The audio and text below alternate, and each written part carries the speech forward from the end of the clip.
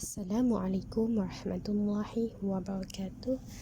Nama saya Nurul Fatihah binti Abdul Hamid, nombor kad matrix 049700. Baiklah, pada video kali ini saya akan membuat satu penilaian dan juga kritikan terhadap surah Luqman. Saya menggunakan dua jenis terjemahan, iaitu terjemahan yang pertama ialah terjemahan Al-Quran Karya Bestari dan juga terjemahan yang kedua ialah terjemahan aplikasi Jakim. Pada ayat yang ke-23, iaitu pada terjemahan yang pertama, dan barang siapa kafir, maka kekafirannya itu janganlah menyedihkanmu Muhammad, hanya kepada kami kembali mereka, lalu kami beritakan kepada mereka apa yang telah mereka kerjakan. Sesungguhnya Allah Maha mengetahui segala isi hati. Manakala pada terjemahan yang kedua, iaitu dan sesiapa yang kufur ingkar, maka janganlah engkau wahai Muhammad berduka cita tentang kekufurannya itu. Kepada kamilah tempat kembalinya mereka, kemudian kami akan memberitahu kau kepada mereka tentang apa yang mereka telah kerjakan. Sesungguhnya Allah Maha mengetahui akan segala isi hati yang terkandung di dalam dada. Menurut pendapat saya, bagi penggunaan perkataan ataupun ayat, terjemahan pertama menggunakan terjemahan yang ringkas dan juga padat. Namun begitu, pembaca masih boleh memahaminya. Manakala pada terjemahan yang kedua terdapat unsur penerangan dan juga pertambahan perkataan dan menjadikan terjemahan ini menjadi lebih panjang namun masih menjaga makna yang ingin disampaikan. Contoh yang pertama iaitu sesungguhnya Allah Maha mengetahui segala isi hati. Manakala pada terjemahan yang kedua, sesungguhnya Allah Maha mengetahui akan segala isi hati yang terkandung di dalam dada.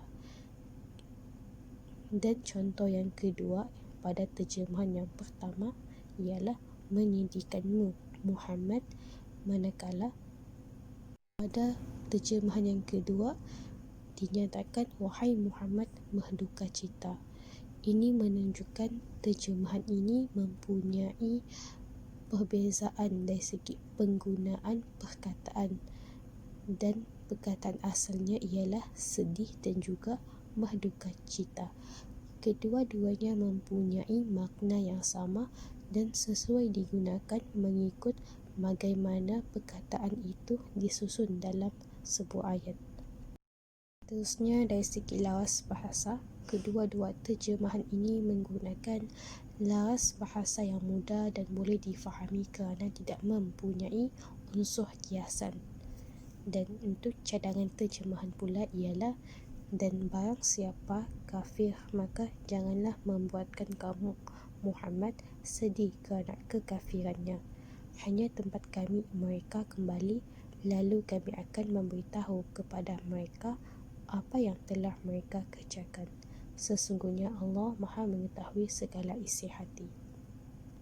Seterusnya pada ayat ke-24, iaitu terjemahan yang pertama, kami biarkan mereka bersenang-lenang, kemudian kami paksa mereka masuk ke dalam azab yang keras. Manakala terjemahan yang kedua, kami akan berikan mereka menikmati kesenangan bagi sementara di dunia, kemudian kami akan memaksa mereka dengan menyeretnya ke dalam azab yang amat berat. Dari segi penggunaan perkataan ataupun ayat, terjemahan pertama menggunakan ayat yang mudah dan senang difahami oleh pembaca. Walaupun begitu, pembaca tetap masih boleh memahaminya kerana maklumat yang ingin disampaikan boleh terus difahami. Manakala terjemahan kedua pula menjadi lebih teliti disebabkan adanya penambahan perkataan dan juga penerangan.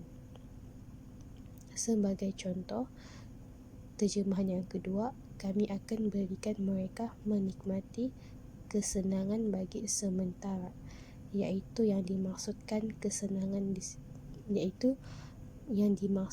kesenangan ialah kesenangan yang berada di dunia.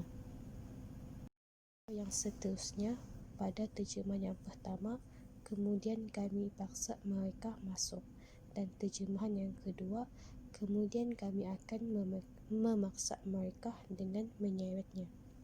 Iaitu pada terjemahan yang kedua ini, ia menerangkan bagaimana cara mereka memaksa mereka, iaitu dengan menggunakan perkataan menyeretnya. Ini menunjukkan bahawa terjemahan kedua ini ingin menerangkan dengan lebih terperinci bagaimana sesuatu perbuatan itu dilakukan. Kemudian dari segi laras bahasa, kedua-dua terjemahan ini menggunakan laras bahasa yang boleh difahami kerana tidak mempunyai unsur kiasan. Dan cadangan terjemahan pula, menurut saya, terjemahan pertama sudah cukup baik digunakan, iaitu kami biarkan mereka bersenang-lenang sebentar, kemudian kami paksa mereka masuk ke dalam azab yang keras. Seterusnya pada ayat yang ke-25, iaitu pada terjemahan yang pertama, sesungguhnya jika engkau Muhammad bertanyakan kepada mereka, siapakah yang mencipta langit dan bumi? Tentu mereka akan menjawab, Allah. Katakanlah, segala puji bagi Allah. Tetapi mereka tidak mengetahui.